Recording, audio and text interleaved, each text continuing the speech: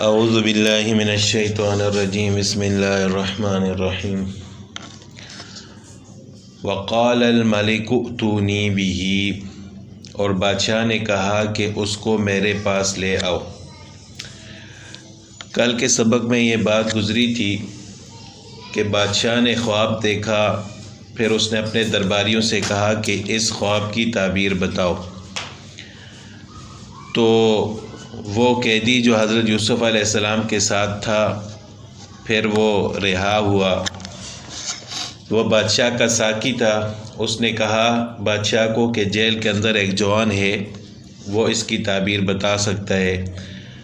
پھر وہ جیل میں آیا، یوسف علیہ السلام کے سامنے خواب بیان کیا۔ یوسف علیہ السلام نے خواب کی تعبیر بھی بتائی اور اس قحط سالی سے بچنے کا طریقہ بھی بیان فرمایا۔ تو جب بادشاہ نے وہ خواب کی تعبیر سنی تو اس نے کہا کہ اس جوان کو میرے پاس لے کر آؤ۔ وقال الملک ائتونی بہ فلما جاءہ الرسول، پھر جب اس کا بھیجا ہوا قاصد حضرت یوسف علیہ السلام کے پاس پہنچا۔ رسول کے بارے میں نے پہلے بھی عرض کیا تھا کہ اس کا مطلب ہے بھیجا ہوا، یعنی قاصد۔ تو جب وہ قاصد بادشاہ کا حضرت یوسف علیہ السلام کے پاس پہنچا، قال ارجع الی ربک فاسألہ، تو یوسف علیہ السلام نے اس کو واپس بھیج دیا کہ جاؤ اپنے بادشاہ سے پوچھو کہ ما بال النسوۃ اللاتی قطعن ایدیہن،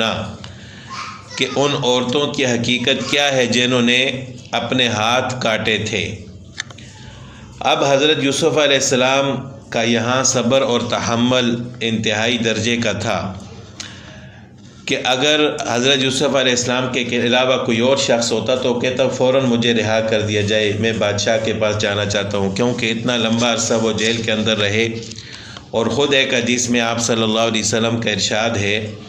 کہ اگر میں یوسف کی جگہ ہوتا تو فوراً جیل سے باہر آ جاتا۔ تو آپ صلی اللہ علیہ وسلم کی شان تو بہت اونچی ہے، لیکن ہم میں سے کوئی عام آدمی ہوتا تو ہم یہ کہتے کہ میں خواب کی تعبیر بعد میں بتاؤں گا، مجھے پہلے رہا کیا جائے، اس شرط پر میں خواب کی تعبیر بتاؤں گا۔ لیکن حضرت یوسف علیہ السلام نے شرط رکھنا تو دور کی بات ہے، جب بادشاہ نے ان کو بلایا اپنے پاس تو انہوں نے جانے سے انکار کر دیا۔ انہوں نے فرمایا کہ پہلے اس معاملے کی تحقیق کی جائے جس کی وجہ سے مجھے جیل میں رکھا گیا ہے، کہ ان عورتوں کی حقیقت کیا تھی جنہوں نے اپنے ہاتھ کاٹ لیے۔ اب یہاں پر بھی حضرت یوسف علیہ السلام کی شرافت انتہائی درجے کی تھی کہ انہوں نے زلیخا کا نام نہیں لیا، عزیز مصر کی بیوی کا نام نہیں لیا، حالانکہ بنیادی غلطی تو اس کی تھی، لیکن اس وجہ سے کہ کیونکہ حضرت یوسف علیہ السلام نے ان کے گھر میں پرورش پائی تھی، انہوں نے حضرت یوسف علیہ السلام کی پرورش اور تربیت کی تھی، تو اس شرافت کی وجہ سے حضرت یوسف علیہ السلام نے زلیخا کا نام نہیں لیا، بلکہ فرمایا کہ ما بال النسوۃ اللاتی قطعن ایدیہن، ان عورتوں کی حقیقت کیا ہے جنہوں نے اپنے ہاتھ کاٹ لیے تھے۔ یعنی یوسف علیہ السلام یہ چاہتے تھے کہ پہلے اس معاملے کی تحقیق ہو جائے، مجھے بے گناہ ثابت کیا جائے، تب میں جیل سے باہر آؤں گا، ورنہ لوگ باتیں کریں گے کہ یہ وہی شخص ہے جو اپنے مالک کی بیوی پر فریفتہ ہو گیا تھا، یہ وہی شخص ہے جس نے خیانت کی تھی۔ تو ان باتوں سے میں بچنا چاہتا ہوں۔ ان ربی بکیدہن علیم، بے شک میرا رب ان کا فریب خوب جانتا ہے، یعنی ان عورتوں کا۔ تو جب حضرت یوسف علیہ السلام سے وہ قاصد واپس گیا تو اس نے بادشاہ کو جا کر بتایا کہ وہ اس طرح جیل سے باہر نہیں آنا چاہتے، بلکہ وہ یہ کہتے ہیں کہ اس معاملے کی تحقیق کی جائے جس کی وجہ سے مجھے جیل میں رکھا گیا ہے۔ قال ما خطبکن اذ راوتن یوسف عن نفسہ، تو بادشاہ نے ان عورتوں کو بلایا جنہوں نے حضرت یوسف علیہ السلام کو دیکھ کر اپنے ہاتھ کاٹ لیے تھے۔ لازمی بات ہے ان عورتوں میں زلیخا بھی ہوگی۔ تو قال ما خطبکن اذ راوتن یوسف عن نفسہ، بادشاہ نے ان عورتوں سے کہا کہ کیا حقیقت ہے تمہاری جب تم نے یوسف کو اس کے نفس کی حفاظت سے پھسلایا۔ قلنا حاشا للہ ما علمنا علیہ من سوء، وہ عورتیں بولی کہ حاشا للہ، اللہ کی پناہ، ہم نے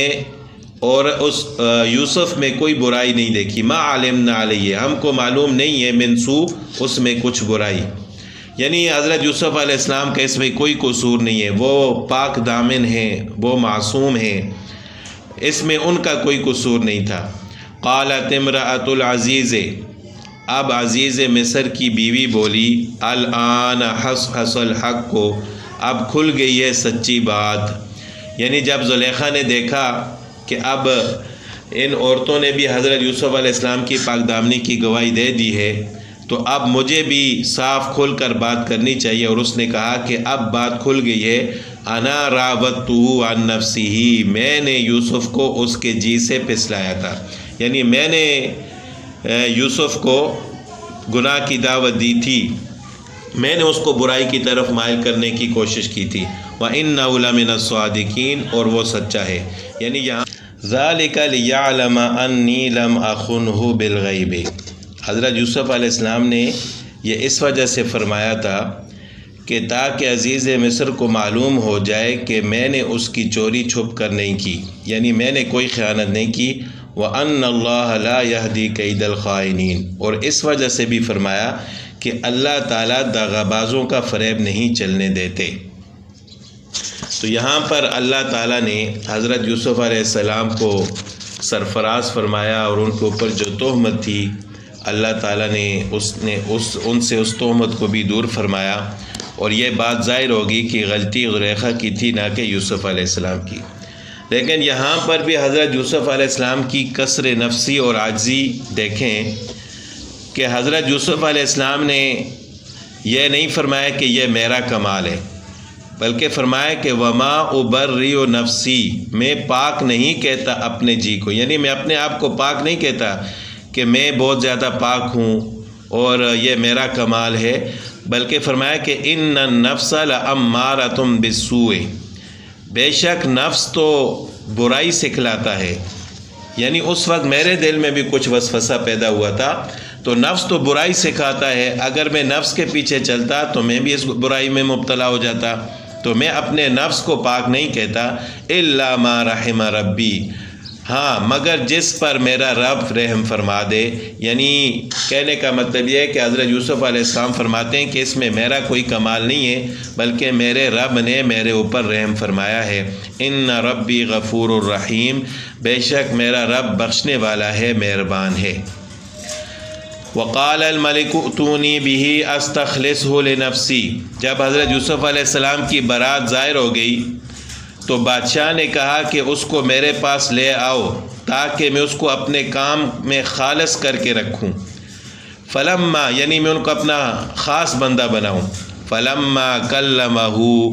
پھر جب بات چیت کی، قال انک الیوم لدینا مکین امین، اس سے کہا واقعی تو نے آج سے ہمارے پاس معتبر جگہ پائی ہے، قال اجعلنی علی خزائن الارض، یوسف علیہ السلام نے فرمایا کہ مجھے ملک کے خزانوں پر مقرر فرما دیں، انی حفیظ علیم، بے شک میں نگہبان ہوں اور خوب جاننے والا ہوں۔ اب یہاں پر ایک بات کہ حضرت یوسف علیہ السلام نے خود فرمایا کہ قال اجعلنی علی خزائن الارض،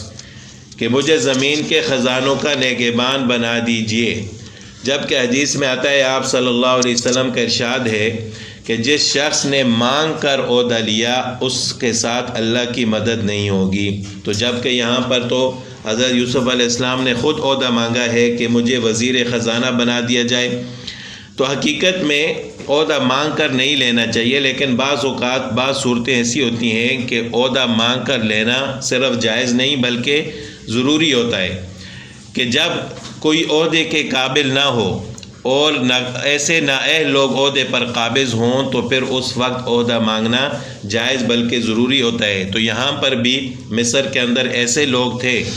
جو بادشاہ کے وزیر بنے ہوئے تھے کہ جن کے پاس نہ اہلیت تھی نہ وہ حفاظت کر سکتے تھے، بلکہ کرپٹ لوگ تھے، جس کی وجہ سے حضرت یوسف علیہ السلام نے فرمایا کہ مجھے خزانے پر نگہبان بنا دیجئے، انی حفیظ علیم، کہ یعنی جو شخص بھی خزانے پر نگہبان ہوتا ہے اس کے اندر دو صفات ہونی چاہیے، ایک تو وہ حفاظت کرنے والا ہو اور دوسرا معاملات کو جاننے والا ہو۔ اور یوسف علیہ السلام نے فرمایا کہ یہ دونوں صفات اللہ تعالیٰ نے مجھے عطا فرمائی ہیں۔ وَكَذَلِكَ مَكَّنَّا لِيُوسُفَ فِي الْأَرْضِ، اور اس طرح ہم نے یوسف علیہ السلام کو زمین میں جگہ دی۔ يَتَبَوَّأُ مِنْهَا حَيْثُ يَشَاءُ، وہ جگہ پکڑتا تھا زمین میں جہاں چاہتا تھا۔ نُصِيبُ بِرَحْمَتِنَا مَن نَّشَاءُ، ہم اپنی رحمت جس کو چاہتے ہیں پہنچا دیتے ہیں۔ وَلَا نُضِيعُ أَجْرَ الْمُحْسِنِينَ، اور ہم بلائی والوں کا اجر اور بدلہ ضائع نہیں کرتے۔ وَلَأَجْرُ الْآخِرَةِ خَيْرٌ، اور آخرت کا ثواب زیادہ بہتر ہے۔ لِلَّذِينَ آمَنُوا، ان لوگوں کے لیے جو ایمان لائے ہیں۔ وَكَانُوا يَتَّقُونَ، اور وہ پرہیزگاری اختیار کرتے ہیں۔